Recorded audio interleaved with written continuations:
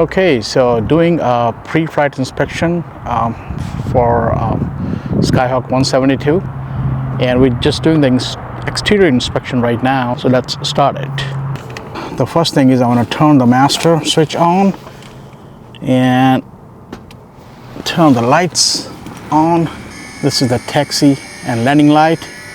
This one is the beacon light, and this is the nav lights. And I'm going to also do the flaps.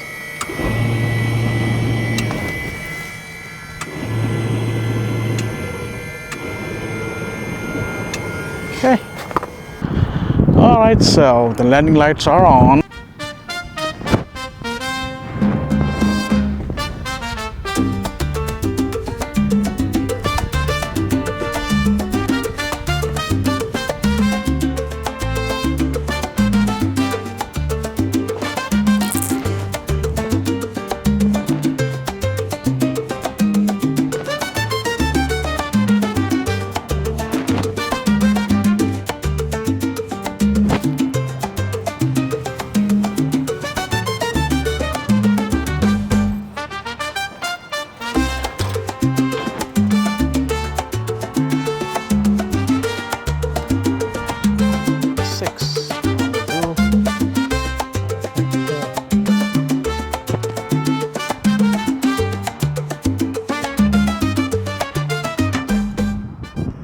Yep, it's less than the 6.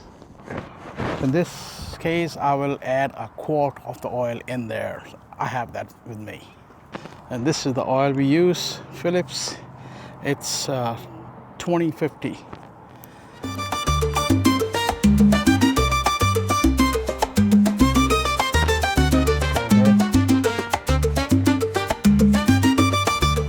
They recommend never to go below 6 quarts. I want to keep it to 7. Maximum it takes 8. Okay, so now we are in good oil. Next thing, to check the fuel. I filled up the fuel last night when we parked the plane, but still, it's always a good idea to take a visual look and how much it is.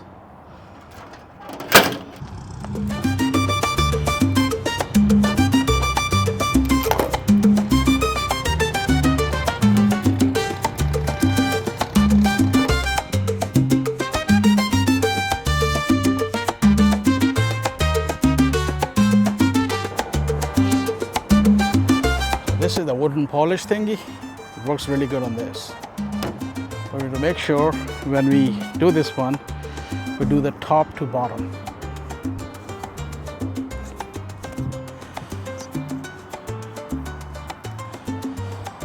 So if the lines are made, wind will cross it.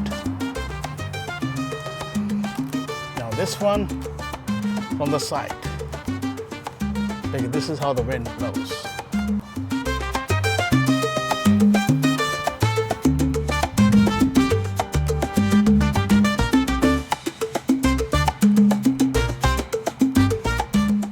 This is a high wing plane. That is why we need to have this small ladder in our baggage compartment, and this is the baggage compartment.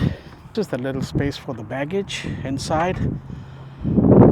It depends on what weight. So this small ladder is designed to fit in this thing easily. Exterior. Okay, so doing a pre-flight inspection, and we are starting. We actually did the walkthrough outside already, and this is the checkmate checklist. And now we are going through everything, what needs to be done to start the plane, what needs to be done before the taxi, and what needs to be done before the run-up. So the initial thing, we already did that, the weather check and everything, weight and balance. There's nobody here beside me, so I know the weight of my plane, and I know the fuel is full, so I'll count that's about 230 pounds of fuel, which is about 38 gallons. And flight plan is already ready. I have that already done. The fuel selector is already on both. Master is on. We already checked all that outside, so I'm not going to put the master on now.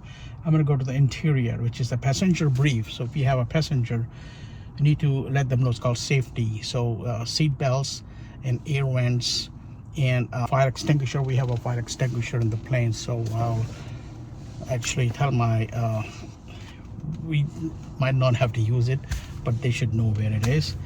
And so SAF, so that's fire extinction before the talks. And in case of emergency, you need to get out and stay behind the plane, so you don't hurt yourself with the prop. And any question you might have. So this is the safety brief, and we need to give them a departure brief that here we have runway 26. So if we take off from runway 26, and we're gonna take the straight head departure and to the west, and after that we'll go wherever a flight pen is telling me to go. So this is all for the passengers, and we need to check all before we start. After you go through your checklist, a checklist, you don't have to recite it, you don't have to remember everything. People who go every day, well, they know what they're doing, but even then they still use their checklist. So it's very important, especially for the new private pilots, very, very important to go through checklist. So checklist is on the ground until takeoff, and then while the climb you still have a checklist for that, and after that cruise checklist is different, and after that descent checklist is different, and landing checklist is different. After landing checklist is different, and securing the plane is all different. So there's all the process here, which makes your life a little easier and safer.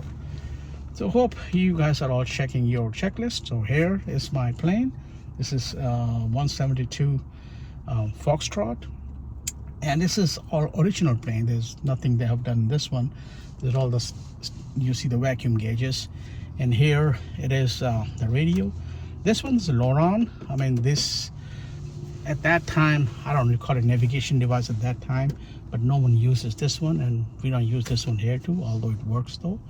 So these are COM1 radio. This is COM and nav, and this is COM2 and nav2 radio. This is and this one, there's only one radio, there's no standby, so I always use COM2 because you can set up the standby radio and then ready to change it whenever you need it. If you want to talk to the approach, or you want to talk to the ground or tower, you can just accordingly do that. And the last thing here is the transponder. So we need that. Transponder is it transmits everything to the ATC. They know your position, they know how high you are, because altimeter is connected to the transponder, which tells them how high you are, and this tells them where you're going. So this is a mode C transponder. Mode S is little advanced. So this works for me. This is a bare minimum requirement, and it also have the ADS-B, which is connected with my navigation light switch. So all the time when I turn the plane on, I need to turn that thing on as well until it shuts off.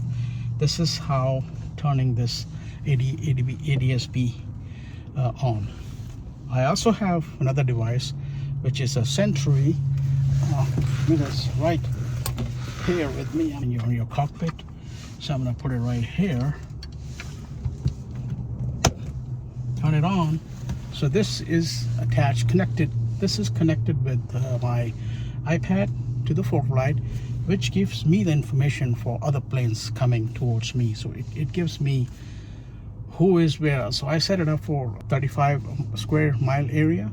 So anyone closer to me in 35 miles, they'll give me the information how high they are or how below they are, what direction they are heading to. So this is how I have a heads up, and it tells me there too, traffic 11 o'clock, traffic 1 o'clock, which is a really good safety feature when you're flying a plane. And on top of it, you can also call approach, departure and approach. Here we have NORCAN approach, so you can also request them to do a flight following with you, which is a lot safer when you have another eyes watching over you. So they also advise you all the time to go up to what altitude, what direction you head to, is there any traffic heading towards you, because not everyone have ADS-B. You know, it's required here in these class Charlies and class Delta and class, it's not required in class Delta though, class Charlie and class Bravo. Most people have it, but some people don't even have the radio in their plane. So, and they see everything because they're looking at the radar, so it gives them all the information. We don't see them there. So, but still a lot safer, and it gives you some peace of mind when you are up there with the both information, ADS-B in and the flight following. But with the flight following, you need to listen to all the conversation they're doing. There's so many other planes. They're not only talking to you, they're talking to every one of them, and then you need to pay attention when they call your tail number. So that's the only thing there, but that's a lot safer when you do the cross-country flying. And well, in this plane, this is 172. This is very safe plane. This is actually most sold plane in the United States, and they've been selling since 1950s and still in the production. A lot of planes gone. Piper, Cherokees, they're not manufacturing anymore. But these guys, oh, they're still around there with the new glass cockpit, G1000. Not sure they have a G2000 in this one or not, but yeah, G1000s and all that. Once you have G1000, man, you have everything in the plane. On top of it, you need a good autopilot with it, GFC 500 or GFC 750. I don't have autopilot here, but that's kind of a luxury for me. I mean, you just sit there, fly headings, or just set up your autopilot to take you to the directions. That's a luxury for me. Not in this one, but still, you have the trim here, but it's not autopilot though. It just release your hand it just release the pressure, not the hands, from the yoke, so you have less pressure while flying. But yeah, you just keep flying that. I call this one my autopilot. And yeah, well, so we just bought this one and have a lot of fun.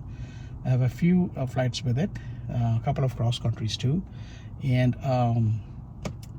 planning to keep this one until we are good, no one is pro, and then plan is to buy something better. Maybe I can't tell which one, but yeah, as we gain more experience with it, we're loving it, and we are determined. I'm ready to go like early in the morning too. I'm always ready for that. This is how we learn more and faster, and then one day we're gonna have the better plane and more distance to fly, because it can't take you to the distance. It has 4 seats there. It won't take 4 people. It only take 2 people. Third one maybe a small little kid. So you always be cautious about the weight when you're flying these planes. But if you're flying 182 or Cirrus or Arrows, and those planes, they can take the all full 4 of those, and your luggage and all fuel, full fuel. Then you can go to distances. They can take you about 600-700 miles before you need a fill up. I mean, don't need to empty your bladder. That's a different story. But yep, so this is my story, how I get sucked into it, and I don't want to come out of it. Thank you.